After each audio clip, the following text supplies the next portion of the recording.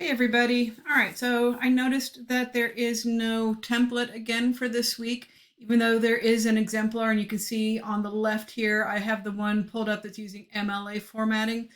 And so I've created a template for you because sometimes that seems to help.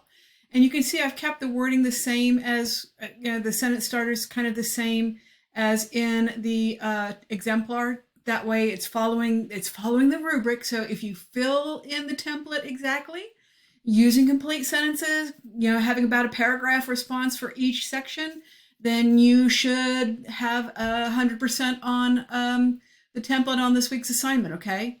And so you start off, there's really essentially two sections.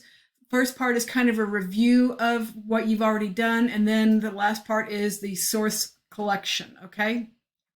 So the first thing you're going to do is you're going to state the purpose of your research. Purpose of my research is, give me the rest of the sentence. I'm interested in this topic because, and the research I do will inform me about. What is the research telling you about that you've already looked? Some of you have a revised research question already based on your research. Some of you may not have a revised research question. It's okay either way.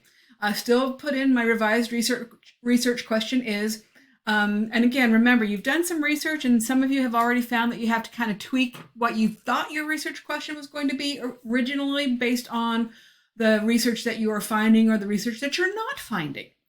And then give a potential answer to your research question. And I put a note here in yellow. Be sure to include strong, specific detail and take a stance on your issue and provide a reason for your stance. So this one definitely needs to be a good, solid paragraph.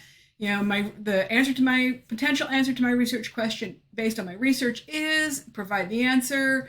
I think that, and remember, you're taking a stance on a lot of you have picked the 4-day work week. I think we should move to a 4-day work week. That's a stance. You're saying what your opinion is.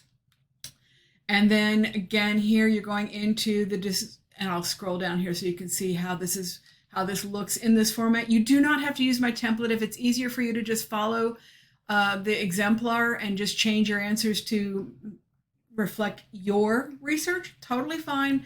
I just want to make sure you've got plenty of options so that something will work for your brain.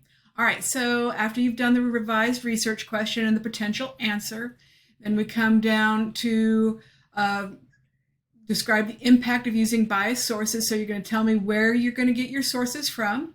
Maybe you're going to be using sources that are strictly from the Shapiro Library, from the academic databases.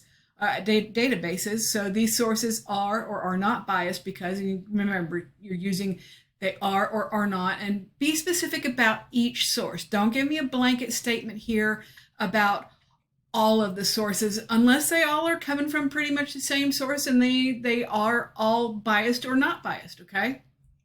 But you want to be really, really specific.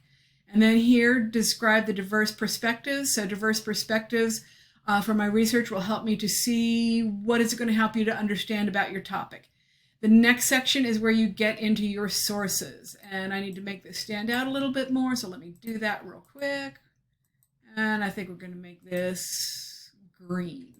All right. The template will probably have some fills so that you can see. So the first place is you provide the actual references entry source.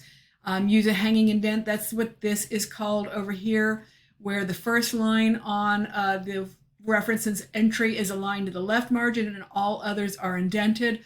All word processing programs that you use have an option to do this for you. If you're not sure how to do this, send me a note and let me know what program you use, whether you use Word, Google Docs, Pages, or something else. Let me know what you use and I'll give you instructions on how to do this. And then provide a summary on your first article. Explain why the article is credible. And then explain why the article is relevant to your research question. And then repeat that for your second source. I noticed some of you have a third source, so I've included this in here. If you happen to have a fourth source, take this and copy and paste it down and you'll have a fourth source information there, okay?